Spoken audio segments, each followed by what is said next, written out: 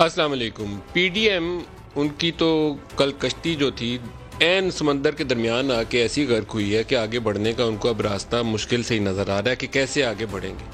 پہلے دن سے مسائل تھے. پہلے دن جب پی ڈی ایم کا اعلامیہ آیا اور اس کے اندر استعفوں کی بات لکھنی تھی تو آصف علی زرداری استعفے لکھنے کے اوپر تیار نہیں تھے. مولانا فضل الرحمان اور پی ایم ایل این انہوں نے کچھ ایسا ان کو جفا ڈالا کہ ایک آخری لائن نیچے ڈال دیتے ہیں کہ ایٹ این اپروپریٹ ٹائم ہم ریزائن کر دیں گے. وہ اپروپریٹ ٹائم کبھی آیا ہی نہیں. کبھی 31 دسمبر ہوا, کبھی 31 جنوری ہوا, اب 26 مارچ تھی لانگ مارچ کی ڈیٹ, وہ بھی آ کے بالکل جناب ایسے کہانی ٹوٹی کہ اب ان کو ڈیفینڈ کرنا بھی اپنا آپ اور اپنی سیاست کو مشکل پیش آ رہی ہے.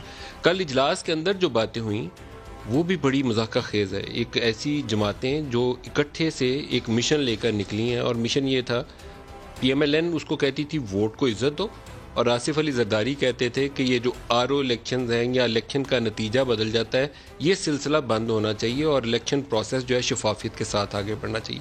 دونوں نے اپنی اپنی لائن لینتھ کے مطابق اپنے بیانات بھی دیے, کیونکہ آصف علی زرداری ایک بیان دے چکے تھے کہ آپ تو 3 سال کے لیے آتے ہیں, اور ایک انہوں نے جملہ بولا تھا اینٹ سے اینٹ بجا دوں گا. اس کے بعد سے انہوں نے ایسا بیان دوبارہ دینے کی غلطی نہیں کی, معافی تلافی کر کے انہوں نے صلح کر لی. کل اجلاس کے اندر مولانا فضل الرحمان بہت ڈیسپریٹ تھے اور غصے میں بھی تھے. ان کو لگتا تھا کہ ان کی سیاست جو ہے بالکل ایسی بند گلی میں آ گئی ہے جہاں پر پی ایم ایل این اور آصف علی زرداری کی جو مصلحت ہے ان کو لے ڈوبے گی. تو اب ڈیسائسو ایکشن ہونا چاہیے, استعفیٰ دیں پھر بات آگے چلتی ہے, پھر مارچ کی طرف آئیں گے, کیونکہ بچے مدرسوں کے اور ریلیجس فالنگ وہ جے یو آئی کے پاس تھی, وہ باقیوں کے پاس نہیں تھی. اگر دھرنا دینا تھا تو مولانا فضل الرحمان کے لوگ دھرنا دے سکتے تھے, وہ نون لیگ اور پیپلز پارٹی کے نہیں دے سکتے تھے. تو مولانا نے کہا کب کریں گے اس پہ بات, تو بات آگے چلے گی. اور نواز شریف صاحب نے بھی 2-3 ایسے جملے بولے. انہوں نے کہا کہ اقتدار کس کو چاہیے, وہ ہمارا اس وقت مقصد نہیں ہے کہ اقتدار میں کس نے آنا ہے. پی ایم ایل این اقتدار کی بھوکی نہیں ہے, ہم تو اس نظام کو بدلنا چاہتے ہیں. اور کچھ جذباتی 2-3 انہوں نے جملے بولے. تو آصف علی زرداری نے اس کے جواب میں کہا کہ اگر میاں صاحب نظام بدلنا ہے, انقلاب لانا چاہتے ہیں, تو انقلاب لندن بیٹھ کے نہیں آتا. آپ پاکستان آئیں, آپ بھی جیل میں جائیں, ہم بھی جیل میں جاتے ہیں, پھر دیکھتے ہیں ساروں جس طرح بی بی کو ویلکم کیا تھا ہم لوگ موبلائز کریں گے تو وہ تبدیلی آئے گی, کیوں نہیں آئے گی. لیکن وہاں بیٹھ کے اگر بیان دیں گے تو وہاں بیٹھ کے بیان دینے سے پاکستان میں انقلاب نہیں آنے والا. پھر انہوں نے کہا کہ یوسف رضا گیلانی کا انتخاب تھا, تو یوسف رضا گیلانی کے انتخاب کے اندر اسحاق ڈار صاحب کا ایک ووٹ تھا, وہ ہمیں پڑا ہی نہیں. اگر وہ ایک ووٹ پڑ جاتا تو ہمارا ایک ووٹ زیادہ ہو جاتا, ہم الیکشن جیت جاتے. اس کے اوپر تلخی پیدا ہوگی, کچھ ایسے جملوں کا تبادلہ ہوا, تلخی پیدا ہوگی. اسحاق ڈار صاحب نے میٹنگ کے اندر اجلاس کے باقی شرکاء کو کہا کہ میرا تو جو سینٹ کی ممبرشپ تھی وہ ثاقب نثار سسپینڈ کر گئے ہوئے, تو میں تو پاکستان ہوتا بھی تو جب تک اس کیس کا فیصلہ نہ ہو جاتا تو میں تو ووٹ نہیں تھا ڈال سکتا. اور ہم تو 49-48 سے الیکشن جیتے ہوئے ہیں. 49-48 7 ووٹ ابھی ایسے ہیں جو ریجیکٹ ہوئے ہیں. اسٹیمپ والی اس کی بھی میں کہانی بتاتا ہوں, ریجیکٹ کیسے ہوئے ہیں اور کون لوگ ہیں. 49-48 سے ہم تو الیکشن جیتے ہوئے ہیں, تو آپ کیسے کہتے ہیں کہ ہم تو وہ الیکشن ہار گئے؟ ہم تو الیکشن جیتے ہوئے ہیں. اور میرا پاسپورٹ ویلڈ تھا, اس کو انہوں نے سسپینڈ کر دیا, اور مشرف کا پاسپورٹ ایکسپائر ہوا تھا, اس کو انہوں نے رینیو کر دیا, تو مجھے تو آنے کا راستہ نہیں دے رہے. یہ باقاعدہ میٹنگ کے اندر آپس میں آرگومنٹ چل رہی. تو آصف علی زرداری نے کہا کہ سمجھیوں کو چھوڑنا عمران خان کو مضبوط کرنے کے مترادف ہوگا, اور ایسے فیصلے نہ کیے جائیں جن سے ہماری راہیں جدا ہو جائیں. باقاعدہ میٹنگ کے اندر انہوں نے سیدھی ایک لائن لے لی کہ ایسے فیصلے نہ کیے جائیں جس سے ہماری راہیں جدا ہو جائیں. لڑنا ہے تو سب کو جیل میں جانا پڑے گا. اور زرداری صاحب نے ایک جملہ ایسا بولا, 2 جملے بولے انہوں نے, اور نون لیگ اور جے یو آئی کے جو سینئر قیادت ہے اس کا خیال یہ ہے کہ یہ دونوں جملے طے شدہ تھے اور میسج کہیں اور دینا مقصود تھا, اور یہ میسج کہیں اور سنا بھی گیا. یہ جو میٹنگ تھی یہ سپوز تو یہی کیا گیا تھا کہ یہ ان لیڈرشپ تک ہی رہے گی, لیکن ان لیڈرز سے ہٹ کے یہ پبلک میں آئی, میڈیا کو کنوے کی گئی باتیں.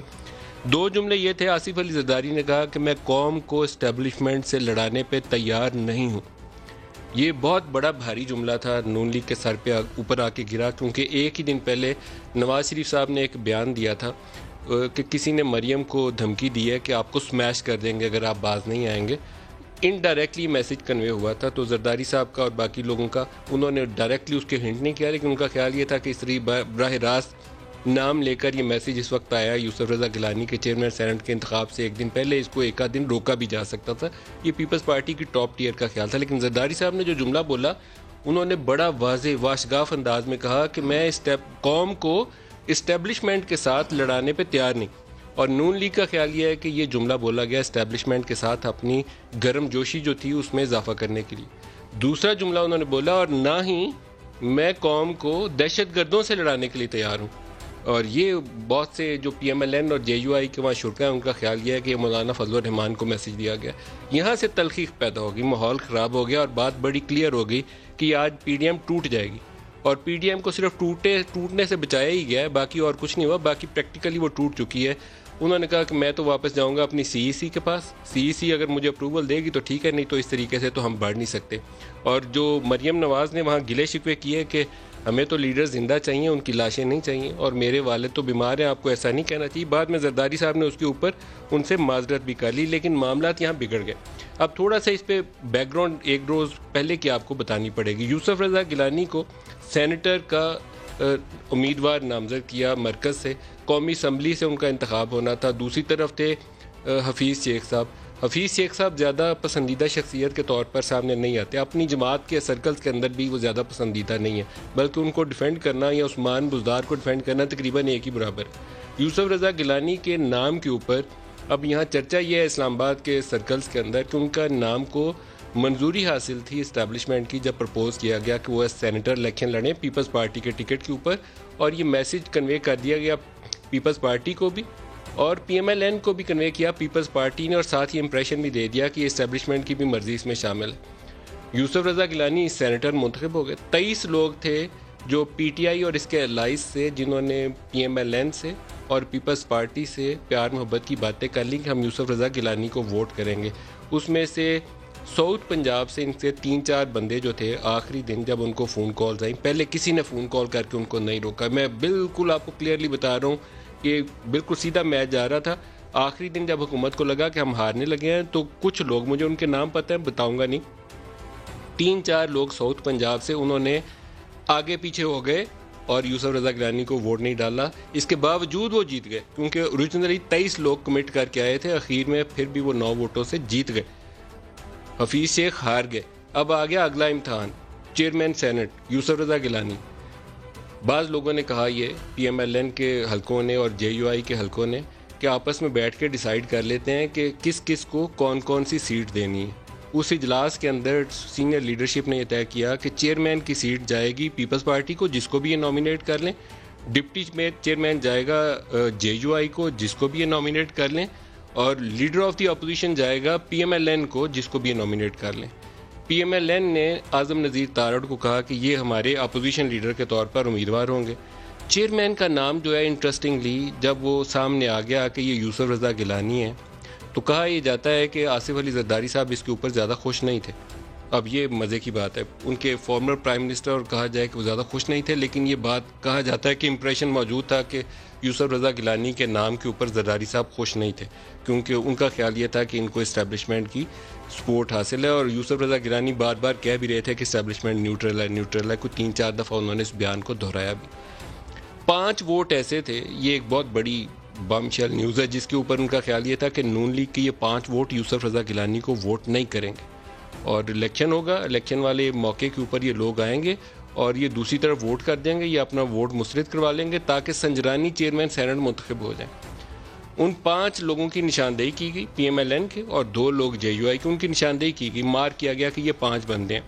ہماری اطلاع یہ ہے کہ ان 5 بندوں کے نام, میں یہ بڑی ذمہ داری سے نام بولنے لگا ہوں, ایک کا نام ہے کامران مائیکل, دوسرے کا نام ہے اسد جنیجو, تیسرے کا نام ہے رانا محمود الحسن, اور ایک ان کے سینیٹر ہیں دلاور خان, جو 2 سٹیمپس لگ کے ایک ووٹ مسترد ہوا. وہ کہا جاتا ہے کہ دلاور خان کا یہ کیا سرائی نہیں ہے, بلکہ بڑے سینئر لیڈرشپ لیول کے اوپر یہ جو چیزیں انفارمیشن ہم نے کلیکٹ کی ہیں وہ آپ کو کنوے کر رہا ہوں. مشاہد حسین سید کے ووٹ کے اوپر بھی یہ شروع میں ان کو شکوک پائے جاتے تھے, لیکن بعد میں وہ ووٹ پورا نکلا. اسی طریقے سے رانا مقبول پی ایم ایل این کے ایک سینیٹر ہیں, اس کے اوپر پیپلز پارٹی کے لوگوں کو شبہ تھا کہ یہ دوسری طرف ووٹ نکل نہ جائے, لیکن وہ 49 کے 49 ووٹ پورے نکلے. طے یہ ہوا میٹنگ الیکشن شروع ہونے سے پہلے پیپلز پارٹی نے سیکرٹری اسمبلی سے جا کے کلیئرنس لی, الیکشن کمیشن والوں سے بھی کلیئرنس لی اور اسمبلی والوں سے بھی کلیئر لی. یہ جو باکس بنا ہوا ہے جس میں نام لکھا ہوا ہے, اس کے اندر کوئی آگے تقسیم نہیں ہے, ایک علیحدہ سے خانہ نہیں بنا ہوا بلکہ نام ہے اور آگے خالی جگہ, کہیں پہ بھی اسٹیمپ کر دیں تو وہ ووٹ قابل قبول ہوگا. یہی ابھی ان کی عدالت کے سامنے بھی یہی التجا ہوگی. مہر لگانے کے لیے طے کیا گیا کہ اگر نام ہے سید یوسف رضا گیلانی, ایک سینیٹر کو کہا کہ تم سید کے نام کے اوپر مہر لگاؤ گے, دوسرے کو ڈیوٹی دی کہ تم یوسف کے نام کے اوپر مہر لگاؤ گے, تیسرے کو کہا گیا کہ تم رضا کے نام کے اوپر مہر لگاؤ گے, چوتھے کو کہا گیا تم گیلانی کے اوپر مہر لگاؤ گے, اور باقاعدہ مخصوص پوائنٹ ان کو آئیڈینٹیفائی کر کے دیے گئے تاکہ یہ ووٹ اگر آگے پیچھے ہو تو ہم اس کو پکڑ لیں کہ یہ لوٹا ہو گیا. ووٹ پورے نکل آئے. اب اس سے بھی زیادہ مزے کی کہانی یہ ہے کہ وہاں پر فاروق نائک کھڑے تھے اور پہلا ووٹ جب مظفر شاہ نے اٹھا کر مسترد شدہ ووٹوں میں ڈالا جس کے اوپر نام کے اوپر ٹھپا لگا ہوا تھا اور پیپلز پارٹی اور فاروق نائک کو پتا تھا کہ ہماری فرمائش کے اوپر یوسف کے اوپر یا رضا کے اوپر ٹھپا لگایا ہے, پہلے اس ووٹ کو مسترد کرتے ہوئے فاروق نائک نے خاموشی اختیار کر لی. جب وہ مسترد شدہ باسکٹ میں وہ ووٹ ڈالتے گئے جب 7 پورے ہو گئے, فاروق نائک نے آرگیو کرنا شروع کر دیا اور مظفر شاہ نے وہاں رولنگ دے دی کہ یہ 7 ووٹ ناموں کے اوپر سٹیمپ ہے, 7 مسترد, اور 42 اور 48 سے ان کو میچ جتوا دیا. یہ ایسی کہانی ہے جس کو ہضم کرنا اور سمجھنا باقاعدہ اس میں کوئی پی ایچ ڈی کرنی پڑے گی, کسی کو پھر سمجھ آتی, بہت آسانی سے سمجھ نہیں آتی. لیکن پریکٹیکلی یہ سینٹ انتخابات اور پی ڈی ایم کے اتحاد ٹوٹنے میں یہ پورا پروسیس ایسے ہی ہے جیسے میں آپ کو ایکسپلین کر رہا ہوں. جو آج ہمارے ساتھ شرکا ہیں اسٹوڈیوز میں, عثمان ڈار ہیں پاکستان تحریک انصاف سے, آپ کو خوش آمدید کہتا ہوں جی پروگرام میں, اور ڈاکٹر مصدق ملک ہمارے ساتھ ہیں پی ایم ایل این سے. ڈاکٹر صاحب آپ کو بھی خوش آمدید کہتا ہوں. عثمان ڈار صاحب, یہ کہانی جو میں نے آپ کو سنائی یہ بڑی مشکل سے سمجھ بھی آتی ہے اور ہضم بھی ہوتی ہے, لیکن باقاعدہ ایک آرٹ ہے کہ کس طریقے سے سسٹم مینپولیٹ ہوتا ہے.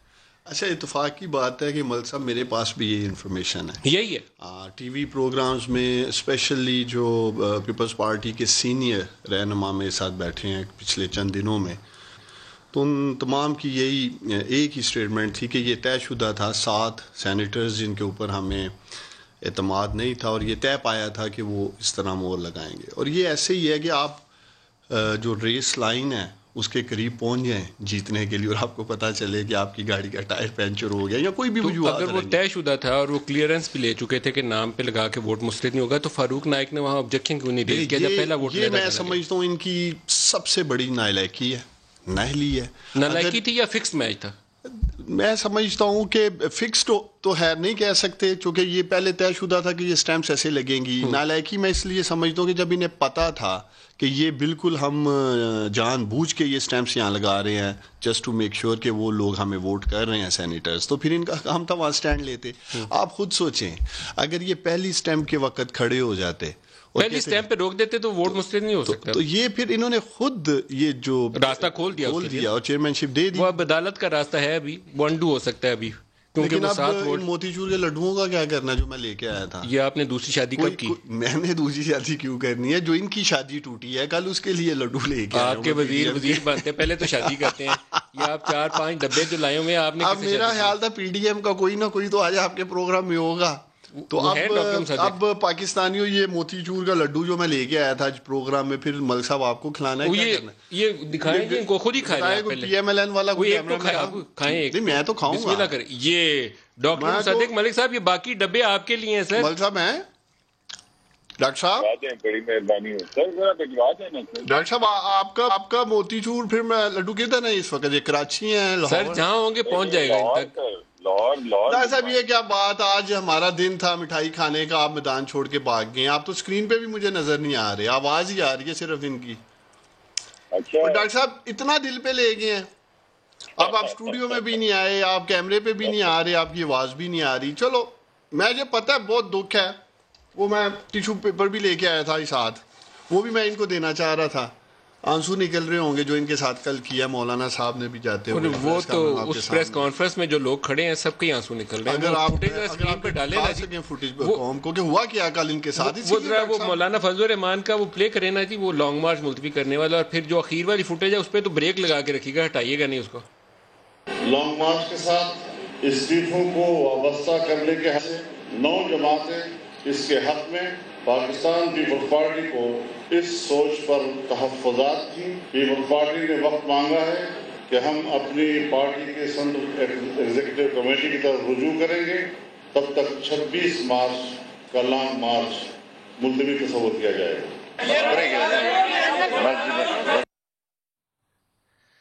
بتائیے ڈاکٹر مصدق صاحب، قوم کو اسٹیبلشمنٹ سے لڑانے کے لیے تیار نہیں، زرداری صاحب نے نواز شریف صاحب کو یہ میسج لاؤڈ اینڈ کلیئر کل میٹنگ کے اندر دے دیا. دیکھیے سر، ہمارا نقطۂ نظر تو بالکل کلیئر ہے. اس سے پہلے آپ کو یاد ہوگا بہت دیر پہلے بھی کچھ پارٹیوں کا، جس میں ہماری پارٹی بھی شامل تھی، نقطۂ نظر یہ تھا کہ یہ جو نظام چل رہا ہے جس کا نام ہائیبریڈ رول ہے، یہ جمہوریت نہیں ہے، ایک ڈھکوسلا ہے.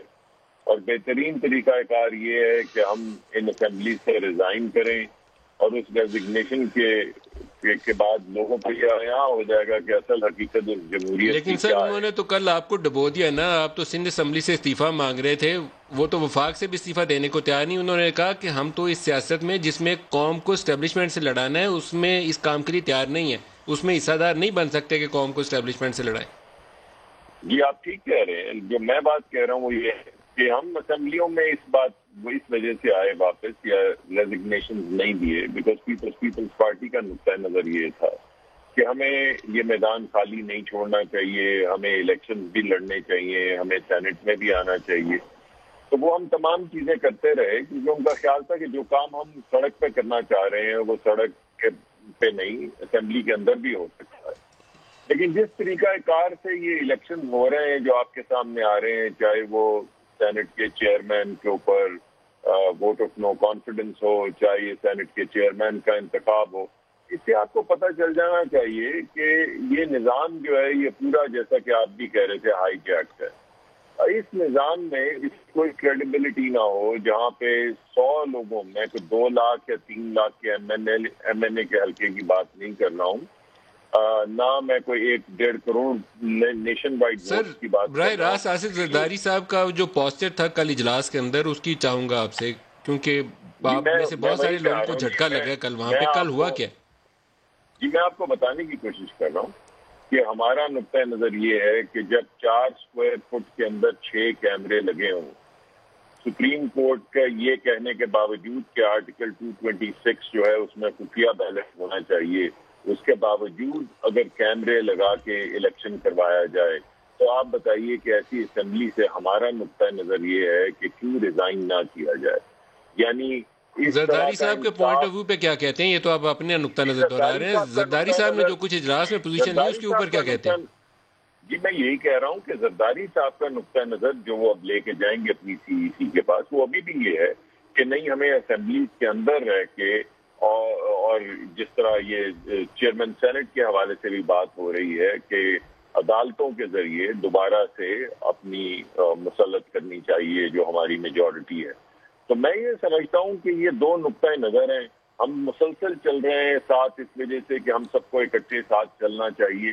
اور ان کی جب بھی ڈاکٹر صاحب لیکن کل تو انہوں نے آپ کو باقاعدہ ڈبو دیا ہے، جو 2-3 جملے ہیں اور وہ باقاعدہ تصدیق شدہ جملے ہیں کہ ایک تو قوم کو اسٹیبلشمنٹ سے لڑاؤں گا نہیں، دوسرا انہوں نے کہا قوم کو دہشت گردوں سے نہیں لڑاؤں گا، اور تیسرا اگر میاں صاحب نے انقلاب لانا ہے تو پاکستان لائیں، لندن بیٹھ کے انقلاب نہیں آتا.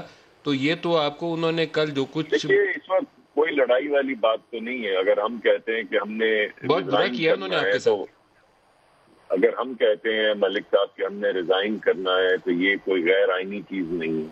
ہم اگر یہ کہتے ہیں کہ ہم نے سڑک کے اوپر احتجاج کرنا ہے تو کوئی غیر آئینی چیز نہیں ہے. ہم اگر کہتے ہیں کہ ہم نے دھرنا دینا ہے تو کوئی غیر آئینی. زرداری صاحب اسے اسٹیبلشمنٹ سے لڑائی سے کیوں تعبیر کر رہے ہیں؟ جی میں یہ نہیں سمجھتا، یہ مجھے نہیں معلوم. یہ جو ابھی آپ کی قوم سے سنا کہ انہوں نے قوم کو اسٹیبلشمنٹ سے نہیں لڑاؤں گا، قوم کو دہشت گردوں سے نہیں لڑاؤں گا، اور اگر آپ نے انقلاب لانا ہے تو پاکستان آئے، لندن بیٹھ کے انقلاب نہیں آتا. لیکن دہشت گردوں کے سامنے تو پوری قوم کھڑی ہے. اس وجہ سے دہشت گردوں سے لڑائی جو ہے وہ تو ہم سب کر رہے ہیں اور بڑے لمبے عرصے سے کر رہے ہیں. یہ زرداری صاحب کے بیانات سے آپ کو کیا تاثر ملتا ہے؟ مجھے نہیں معلوم جی. میں یہ بیانات میرے سامنے نہیں آئے ہیں، اور جن پیپلز پارٹی کے لوگوں سے میری بات ہوئی ہے وہ تو نہیں مان رہے یہ بات. سر مان کیوں نہیں رہے؟ سر اجلاس کے اندر جب باتیں ہو گئی ہیں تو وہ مان کیوں نہیں رہے؟ یہ تو یہ باتیں وہ ہیں جو آگے پیچھے نہیں کر سکتے. عثمان ڈار صاحب کل کہانی پھر ختم ہو گئی تھی. دیکھیے ملک صاحب، ہم تو پہلے روز سے ہی کہہ رہے تھے کہ پی ڈی ایم کی یہ تحریک ناکام ہوگی، اور میں پچھلے شو میں بھی میں بات کر کے گیا تھا، دم توڑ چکی ہے. ایک تو ڈاکٹر مصدق ملک صاحب کو میرا پیغام ہے، اینٹی اسٹیبلشمنٹ ان کا بیانیہ پٹ چکا ہے. یہ سول سپرمیسی کی بات کرتے ہیں, پارلیمنٹ کی سپرمیسی کی بات کرتے ہیں. ان کو سول سپرمیسی پاکستان میں تبھی نظر آئے گی جب میاں نواز شریف اس ملک کا وزیر اعظم ہوگا. کوئی اور شخص انہیں قبول ہی نہیں ہے. ملک صاحب انہیں پوچھیں اگر یہ رگڈ پارلیمنٹ ہے تو کس بشرمی کے ساتھ ان لوگوں نے سینیٹر کے لیے ووٹ مانگا اسی پارلیمنٹ سے, کس بشرمی کے ساتھ مولانا فضل الرحمان نے پوری کوشش کی کہ وہ اس ملک کے صدر بنے اسی جیلی اور رگڈ اسمبلی سے. اسی جیلی اور رگڈ اسمبلی میں ان کا اپوزیشن لیڈر شہباز شریف بیٹھا, بشرمی کے ساتھ میں پھر کہوں گا بیٹھا ہے. چھوڑیں باہر نکلتے. 2.5 سال ہو گئے ہیں یہ تماشا اس ملک میں انہوں نے لگا رکھا ہے اینٹی اسٹیبلشمنٹ کا. ڈاکٹر صاحب وہ دن دور نہیں, میں اب آپ کو کہہ رہا ہوں. ایک تو آپ کو آصف علی زرداری نے ایکسپوز کیا ہے قوم کے سامنے کہ آپ قوم کو اور اسٹیبلشمنٹ کو لڑانا چاہتے ہیں. ملک صاحب وہ دن دور نہیں جب ان کو ان کے علاقوں میں لوگ پاکستانی گھسیٹیں گے. آپ لوگ دیکھیں گے جو یہ ہماری عظیم پاک فوج کے خلاف آئے روز ہمارے جرنیلوں کے خلاف یہ لوگ زہر اگلتے ہیں. ان لوگوں کو گلی محلوں میں چھپنے کی جگہ نہیں ملنی. میں آپ کو کہہ رہا ہوں. آپ کا خیال ہے کہ پاکستانی لوگوں نے نون لیگ کو گھسیٹنا ہے؟ گھسیٹیں گے یہ جو تماشا انہوں نے لگا رکھا ہے. اب تو یہ بات کھل کے سامنے آ گئی. شہباز شریف صاحب کسی زمانے میں پیپلز پارٹی کو گھسیٹا کرتے تھے, وہ سنوا نہ دیں آپ کو ساتھ ساتھ یاد دہانی میں وہ بھی ذرا سنوائیے گا. داری کو لاڑکانہ کراچی, پشاور اور لاہور کی سڑکوں پہ نہ گھسیٹا تو میرا نام شہباز شریف ہے. تمہیں اور تمہارے لٹیرے ساتھیوں کو اسی چوک کے اوپر الٹا لٹکائیں گے.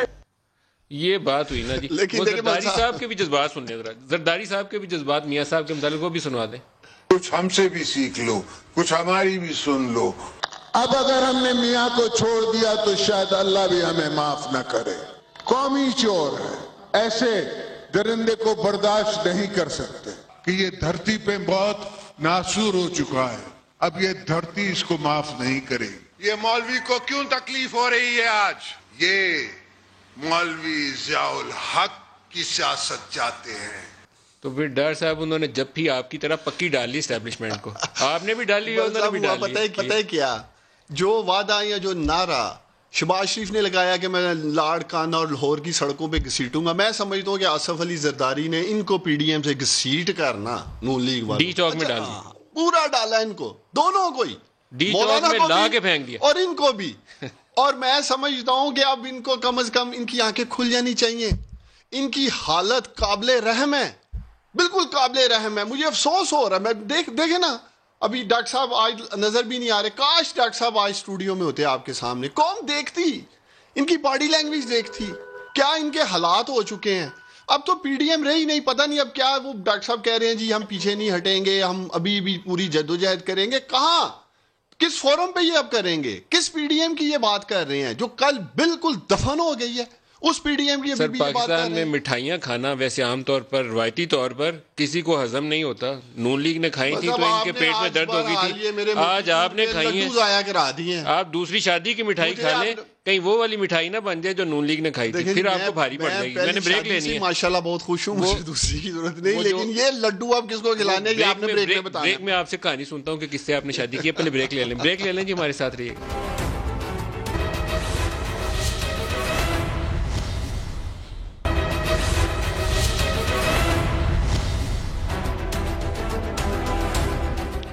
پروگرام میں دوبارہ خوش آمدید کہتے ہیں. کل پی ایم ایل این اور جے یو آئی کے لیے بھاری دن تھا. مریم نواز نے پریس کانفرنس کے بعد جو ایک مختصر سی سٹیٹمنٹ تھی, وہ ان کے تاثرات اور ان کی گفتگو کا انداز وہ ٹپیکل اگریشن سے آ رہی تھا, بلکہ باقاعدہ ایک دباؤ والی کیفیت میں نہیں. دکھائیے گا جی کل کیا کہا انہوں نے. میاں صاحب کو واپس لانا ان کی زندگی کو قاتلوں کے حوالے کرنے کے مترادف ہوگا, جو نہ مسلم لیگ نون کے جو آفس ہولڈرز ہیں, جتنے لیڈرز ہیں, نہ وہ چاہتے ہیں, نہ مسلم لیگ نون کی ووٹ بینک چاہتی ہے کہ میاں صاحب کی زندگی کو کوئی خطرہ ہو. مصدق ملک صاحب, مریم نے شاید اگر پچھلے 1 سال کے اندر تمام کیسز کے باوجود کسی ایک بندے نے سیاست کے اندر رائز کیا ہے تو مریم نواز نے کیا ہے. وہ اپنی پارٹی میں اپنے چچا کو پیچھے چھوڑ کر ان کا قد کاٹ زیادہ بڑا ہو گیا. لیکن کل والی پریس کانفرنس کے اندر ہم نے دیکھا کہ باقاعدہ وہ ہمیں ڈوبی ہوئی آواز کے ساتھ بات کرتی ہوئی نظر آئی, کیونکہ زرداری صاحب نے جب انہیں یہ تانا دیا کہ اگر انقلاب لانا ہے تو پھر میاں صاحب پاکستان آئیں, لندن بیٹھ کے انقلاب نہیں آتا, تو اس کے بعد شاید کسی کے پاس جواب نہیں تھا. نہیں جی, جواب تو بالکل ہے. مریم نواز صاحبہ ادھر ہیں, 2 مرتبہ جیل جا چکی ہیں, فیاض صاحب 2 مرتبہ جیل جا چکے ہیں, حمزہ صاحب 20 مہینے جیل رہ کر آئے ہیں, شاہد خاقان عباسی صاحب موت کی کال کوٹری میں رہ کر آئے ہیں, 9 مہینے جیل رہ کر آئے ہیں, احسن اقبال صاحب جیل رہ کر آئے ہیں, 2 سال سے زیادہ کا عرصہ خواجہ صاحب رفیق اور خواجہ سلمان رفیق جیل میں رہ کر آئے ہیں, کامران مائیکل صاحب جیل میں رہ کر آئے ہیں. لیکن کیا ان میں سے کوئی ایک شخص ہے جو نواز شریف کی جگہ لے سکتا ہو؟ نہیں, اس کے یہ تو بات نہیں ہے نا. آپ مریم, اگر آپ سمجھتے ہیں کہ وہ لیڈر ہیں اور کاٹ میں بڑی ہوئی ہیں تو وہ کہیں باہر تو نہیں ہے, اسی ملک میں بیٹھی ہوئی ہیں. اگر کسی کو پکڑنا ہے تو کل انہوں نے میٹنگ میں کہا بھی ہے یہ بات کہ میں کہیں جا نہیں رہی, میں یہی ہوں. جی ہاں, اور جب یہ اس طرح کی بات اگر یہ بات ہوئی ہے تو پھر اس کا کیا جواب دیا جا سکتا ہے؟ اگر کوئی کہے کہ وہ ایک بزرگ رہنما ہے, وہ بیمار ہیں, اور آپ کو یہ بھی معلوم ہے کہ ان کے ساتھ اب کیا حال ہو, تو آپ کے خیال میں زرداری صاحب کو یہ کل کیوں انہیں تانا دینا پڑا؟ میں نہیں جانتا جی, میں نہیں جانتا. مجھے تو اگر ایسی بات ہوئی ہے تو مجھے ایسا لگتا ہے کہ غالباً ان کے گمان میں یہ تھا کہ ہمیں ریزگنیشن نہیں دینے چاہیے, اور شاید وہ اس تکرار کے اندر وہ اپنا آرگیومنٹ آگے بڑھانے کے لیے انہوں نے یہ بات کی ہے. میرے گمان میں تو یہی بات آتی ہے. سر ویسے اس میں کیا سرائی والی بات نہیں ہے کوئی, کیونکہ آپ بہت ساری باتیں آپ اس طرح سے کر رہے ہیں کہ جیسے اس پہ شک کی گنجائش ہے. ان باتوں پہ شک نہیں ہے. آپ کو ہو سکتا ہے کہ پارٹی لیڈرشپ نے یا اجلاس کے اندر بیٹھے لوگوں نے یہ انفارمیشن پاس آن نہ کی ہو, لیکن یہ تصدیق شدہ باتیں ہیں جو ہم نے دونوں طرف سے ویریفائی کی ہیں, پھر رپورٹ کر رہے ہیں. میں تو آپ جو سوال پوچھ رہے ہیں اس کا تو میں بڑا آپ کو سیدھا جواب دے رہا ہوں, اور میں یہ کہہ رہا ہوں کہ ہمارا نقطہ یہ ہے کہ اب جو کچھ ہو رہا ہے, جس طرح کیمرے ڈیٹیکٹ ہو رہے ہیں, آپ بتائیے کون سا آپ کے خیال میں اب پی ڈی ایم کا فیوچر کیا ہے؟ کیونکہ سی والی کہانی کی گنجائش نہیں تھی کل, یہ ڈے 1 سے نون لیگ اور جے یو آئی کی ڈیمانڈ تھی. تو کل جو زرداری صاحب نے یہ پوزیشن اختیار کی کہ دوبارہ سی میں جائیں گے, تو اب آپ کے خیال میں پی ڈی ایم کا فیوچر کیا ہے؟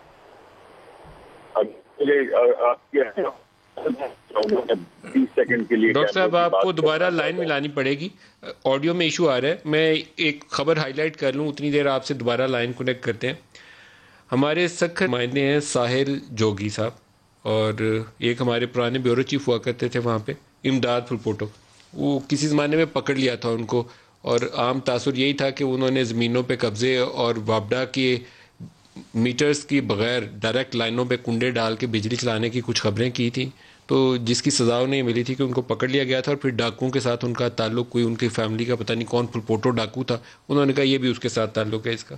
ابھی ایک لڑکا ہے وہاں پر عرفان جتوئی, اور اس کو کہا جاتا ہے کہ سندھ یونیورسٹی جام شوروں سے 10 فروری کو اس کو اٹھایا گیا, اور ان لڑکوں کا اور سول سوسائٹی کا الزام یہ ہے کہ یہ پولیس والوں نے اٹھایا. اور 8 مارچ کو اس کو پولیس مقابلے میں, ان کا الزام دوبارہ یہ ہے کہ پولیس مقابلے میں مار دیا. اس کے اوپر ایک پروٹیسٹ ہے وہاں پر, جس میں جرنلسٹ کمیونٹی سے بھی لوگ ہیں اور سول سوسائٹی کے بھی نمائندے ہیں. اب جب ان لوگوں نے پروٹیسٹ کیا ہے تو 7-8 یہ جو دہشت گردی کی کلوز ہے اس کے اوپر ساحل جوگی, امداد پھلپوٹو اور اس کے علاوہ 17 اور لوگ ہیں جن کو نامینیٹ کر دیا گیا. اور نہ صرف 17 یہ لوگ ہیں جو پروٹیسٹ کر رہے تھے, بلکہ اس کے اندر عرفان جتوئی کے جو 2 بھائی ہیں, غلام نبی اور ساجد جتوئی, ان کو بھی کہا جاتا ہے کہ اسی کے اندر شامل کر دیا گیا. الزام کیا ہے کہ انہوں نے دھرنا دیا, روڈ بلاک کی, پولیس کے خلاف نعرے لگائے, تو اس کو ریاست کے خلاف اشتعال انگیزی اور 7-8 یہ لگا دیا. تو اگر تو ایسے ہی ہے جیسے میں رپورٹ کر رہا ہوں, کیونکہ یہ ہمارے نمائندے جن سے میں نے انفارمیشن کلیکٹ کی ہے ان کے مطابق یہی گراؤنڈ ریالٹی ہے, تو پھر اس کے اوپر کچھ لوگوں کو سزا اور جزا کا عمل آگے بڑھنا چاہیے. مٹی پاؤ والا کام نہیں ہونا چاہیے. 7-8 از سم تھنگ. آپ کسی کو اس لیے پروٹیسٹ کر رہے ہیں کہ اسٹوڈنٹ ایک مارا گیا ہے, تو آپ 7-8 لگا رہے ہیں کہ ریاست کے خلاف اس نے اشتعال کر دیا. اگر کسی کو بچے کو ماریں گے تو وہ کیا کرے گا؟ آپ کو پھولوں کے ہار آ کے ڈالے گا, وہ آپ کو پتھر ہی مارے گا آگے سے. تو ساحل جوگی صاحب السلام علیکم. جی وعلیکم السلام ندیم ملک صاحب. آپ نے کیا کام کیا جی ریاست کے خلاف؟ ریاست کے خلاف تو کوئی کام نہیں کیا, صرف اور صرف ہم نے کوریج کی ہے جو پولیس کے مبینہ مقابلے میں ہلاک ہوئے تھے سندھ یونیورسٹی کے طالب علم عرفان جتوئی. تو اس حوالے سے یہ 15 مارچ کو سول سوسائٹی کی جانب سے اور لوائقین کی جانب سے, خواتین بھی ان میں شامل تھی, بچوں سمیت وہ آئی ہوئی تھی, اور انہوں نے ایڈیشنل آئی جی آفس کے سامنے دھرنا دیا تھا. اور ان کا صرف اور صرف ایک ہی مطالبہ تھا کہ پولیس کے خلاف جو ہے وہ انکوائری بٹھائی جائے, عدالتی کمیشن بٹھائی جائے, کیونکہ ان کو یہ خدشات ہے کہ جعلی مقابلے میں انکاؤنٹر کیا گیا ہے. یہ عرفان جتوئی کون تھا اس کا بتائیے, کہاں پڑھتا تھا یہ؟ عرفان جتوئی اصل میں سندھ یونیورسٹی جامشورو کا طالب علم تھا اور وہ پولیٹیکل سائنس کے 3rd ایئر کا اسٹوڈنٹ تھا، جس کو 10 فروری کو سندھ یونیورسٹی کی بوائز ہاسٹل سے گرفتار کیا گیا تھا۔ تو اس کے خلاف یہ جو بچہ ہے عرفان جتوئی، یہ کیا کوئی ایکٹیوسٹ تھا، کسی پولیٹیکل پارٹی کے ساتھ ایکٹیویٹی لیتا تھا؟ کیوں اٹھایا اس کو؟ وجہ کیا بنی اس کے؟ پولیس نے ان کو جیسے گرفتار کیا تو لواحقین نے احتجاج کا بھی سلسلہ شروع کیا اور سندھ ہائی کورٹ سکھر ساحل اس کو اٹھایا کیوں پولیس نے جا کے؟ کوئی وجہ کیا بنی؟ کیا یہ کوئی ایکٹیوسٹ تھا، کوئی سماجی کارکن تھا، کوئی سیاسی ایکٹیویٹیز میں حصہ لیتا تھا، کسی جماعت سے منسلک تھا، کیا تھا یہ؟ پولیس کا اب یہ کہنا ہے کہ جب 8 مارچ کو ان کو انکاؤنٹر کیا گیا تو پولیس کا یہ کہنا ہے کہ وہ مجرم تھا اور اس پہ جو ہے 26 سے زائد کیسز بھی۔ وہ کیسز پہلے موجود تھے؟ اٹھائے جانے سے پہلے تھے کیسز؟ وہ جو کیسز انہوں نے دکھائے ہیں وہ ان کیسز میں بھی بہت ہی وہ کیسز مشکوک اس لیے بھی ہے کہ 2020 کی جنوری میں سکھر کے 3 تھانوں پر 1 جنوری، 2 جنوری اور 3 جنوری پر انہوں نے مقدمات درج کیے۔ اسی طرح خیرپور کے پیرگوٹ کا تھانہ تھا، وہاں پر ایک ہی ہفتے میں 3 کیسز جو ہے درج دکھائے گئے ہیں۔ اسی طرح وہ لواحقین نے یہ کہا ہے کہ یہ فیک کیسز جو ہے جب انکاؤنٹر ہوا ہے۔ آپ کا بہت شکریہ، آپ ہمارے ساتھ رہے۔ عثمان ڈر پر میں نہیں کسی کا کیس پلیٹ کرتا، لیکن شفافیت کا تقاضا یہ ہے کہ اس کی تحقیق ہونی چاہیے۔ اگر یہ بچے معصوم ہیں تو پھر مجرموں کو سزا ملنی چاہیے۔ بالکل مقصد تحقیق ہونی چاہیے، اور میں اس کی مذمت بھی کرتا ہوں۔ کوئی بھی دیکھیں حکومت ہے، ہم بھی حکومت میں ہیں، سندھ میں بھی یہ واقعہ آیا ہے، کم از کم اس طرح کی جو پروٹیسٹ آپ بالکل آواز اٹھانے پہ، اور آپ کا ایک ہیومن رائٹس کی منسٹری ہے آپ کی، ڈاکٹر شیریں اس کو چیئر کرتی ہیں، یا آپ کی پارلیمنٹری کمیٹی بھی ہے، تو آپ سے استدعا کروں گا کہ درخواست میری کے اوپر ہی کم از کم اس کیس کے فیکٹس جان لیں کہ ہے کیا۔ اگر وہ بچہ انوسینٹ ہے تو پھر اس کے مجرموں کو سزا دیکھیں۔ آپ کا یہ پروگرام کا کلپ ڈاکٹر صاحبہ تک پہنچانا میری ذمہ داری ہے، آواز میں خود بھی ان سے بات کروں گا، اور میں سمجھتا ہوں ہو سکتا ہے وہ پروگرام دیکھ بھی رہی ہوں، اور اس طرح کی ناانصافی زیادتی بالکل نہیں ہونی چاہیے۔ اور آپ نے بالکل درست فرمایا، جب کسی کا ایک جوان بیٹا شہید ہو جاتا ہے، اللہ کو پیارا ہو جاتا ہے، تو یہ حالات اگر سامنے ہوں گے کہ 780 لگا دیں اور ریاست کے خلاف کھڑے ہو گئے ہیں، تو پھر تو اشتعال انگیزی ہوگی نا۔ یہاں دیکھیں، یہاں اسلام آباد میں اس بچے کو سیدھی گولیاں مار کے انہوں نے مار دیا تھا۔ ہم انصاف کے لیے آج یہاں پہ بھی منتظر ہیں کہ یہاں پہ بھی انصاف ہو۔ یہ طریقہ کار آپ کو پولیس کو، جس کے ہاتھ میں بندوق ہے نا، وہ اس کے اوپر اکاؤنٹیبلٹی بھی ہوتی ہے، کھلی چھوٹ نہیں ہوتی کہ تیرے ہاتھ میں بندوق ہے تو سامنے جو آیا گولی مار دے، اس کو اکاؤنٹیبلٹی ہونی چاہیے۔ اس سسٹم کی درستگی کے لیے جزا اور سزا جو مل صاحب آپ بات کر رہے تھے نا، وہ جب تک نہیں ہوگی، ہم بھی حکومت میں ہیں، ہمیں ایسے سٹیپس لینے ہیں، ایسے فیصلے کرنے ہیں، سخت فیصلے کرنے پڑیں گے۔ ایک بریک لے لیں جی، ہمارے ساتھ رہیے گا۔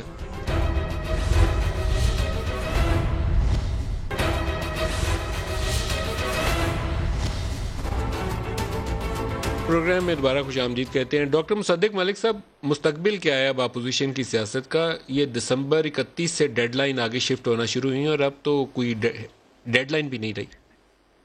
جی کوئی حرج نہیں ہے۔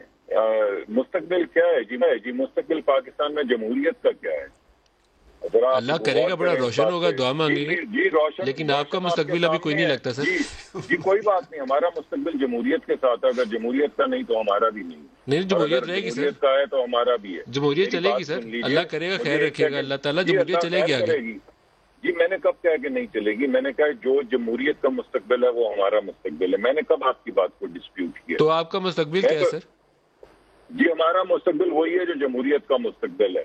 اگر اسی طرح کیمرے لگے رہیں گے، میں تیسری چوتھی دفعہ یہ کہنے کی کوشش کر رہا ہوں، اگر 100 لوگوں کا الیکشن بھی اسی طرح ہوگا جیسے آپ نے دیکھا ہے کہ 2 کیمرے جو ہے وہ ساکٹس میں لگے ہوئے ہیں، ایک کیمرہ جو ہے وہ پولنگ بوتھ کے اندر لگا ہوا ہے، ایک کیمرہ جو ہے وہ اس کے اندر جو اس کی پارٹیشن ہے اس کے اندر لگا ہوا ہے۔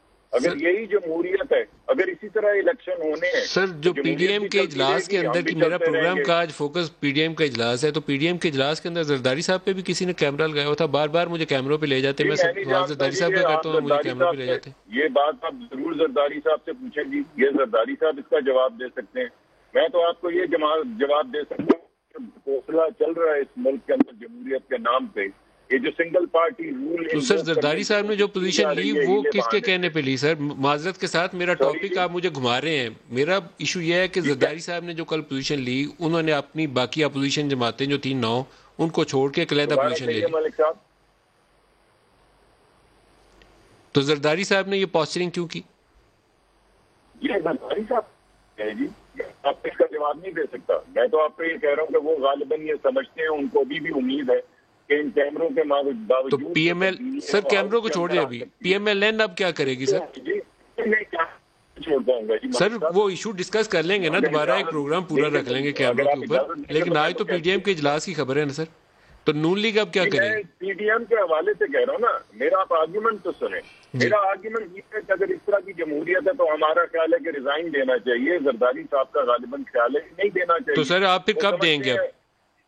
جی دیں گے جی انشاءاللہ. ابھی یہ میرے خیال میں میٹنگز ہوں گی، اس میں یہ فیصلہ کیا جائے گا کہ پیپلز پارٹی انشاءاللہ اگر تو لے کر آ جاتی اپنی سی سے اجازت تو پھر سارے اکٹھے دیں گے. سر پیپلز پارٹی انشاءاللہ نہیں آئے گی سر، اللہ خیر رکھے، کوئی امید نہیں ہے قریب میں. عثمان ڈار صاحب سے بھی اس پہ پوچھ لیتے ہیں. ڈار صاحب.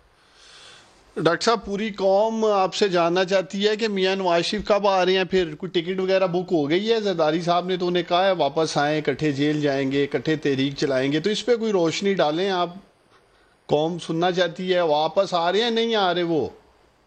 جی انشاءاللہ ضرور آئیں گے، علاج کروا کے آئیں گے اور آپ کو بالکل تختہ کرنے کے بعد آئیں گے. اچھا، یہ اب آپ کا نا علاج والا بیانیہ بھی پٹ چکا ہے، پوری قوم جانتی ہے.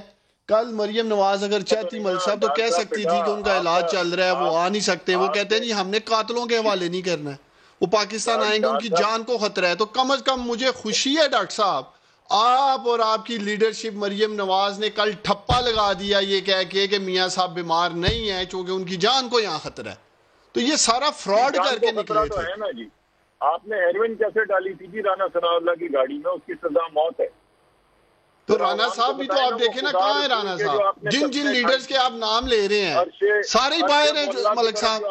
سارے اچھے اپنے وکیل کریں، مقدمات کا سامنا کریں، اور یہ تمام مقدمات یہ دونوں پارٹیز آپس میں کرتی رہی ہیں. یہ کیا تھا آپ لوگوں کا مساق جمہوریت پہ؟ مقدمات کا فیصلہ کریں سامنا. وہ دیکھیں ڈاکٹر صاحب، گاڑیوں کی ڈگی کے اندر ہیروئن ڈالیں، اس کا آگے دیکھیں ڈاکٹر صاحب، اب آپ پیپلز پارٹی کا غصہ حکومت پہ تو نہ نکالیں. آپ کو گھسیٹ آصف علی زرداری رہے ہیں، انہوں نے آپ کو لا کے ڈی چوک پہ لٹکا دیا الٹا، تو یہ غصہ حکومت پہ نکال رہے ہیں.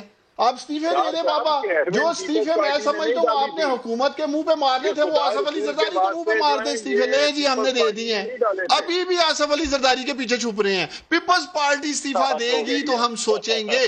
اصل میں یہ ان میں کوئی کانفیڈنس نہیں ہے، اعتماد نہیں ہے. یہ سمجھتے ہیں کہ لوگ آج سمجھتے ہیں کہ یہ سرٹیفائیڈ چور ہے ملک صاحب، اس لیے یہ گھبراتے ہیں، اس لیے عوام میں نہیں جاتے ہیں. ایک لائن مصدق ملک صاحب سے لے لیں پھر پروگرام کا اینڈ ہو رہا ہے. مصدق صاحب کلوزنگ ریمارک. سر جی میں کلوزنگ ریمارک کیا دوں گا، جب میرا بھائی بیٹھ کے وہ چور اور اس طرح کے الفاظ استعمال کرے گا. ذرا دائیں طرف دیکھیں چینی کنہوں نے چوری کی تھی، بائیں طرف دیکھیں آٹا کنہوں نے چوری کیا تھا، سامنے دیکھیں دوائیاں چوری کرنے والے کو جنرل سیکرٹری کس نے بنایا پارٹی کا، پیچھے دیکھیں $3 ارب کا اپنے بیٹے کو کس نے دیا ہے ٹھیکہ بنانے کا ڈیم.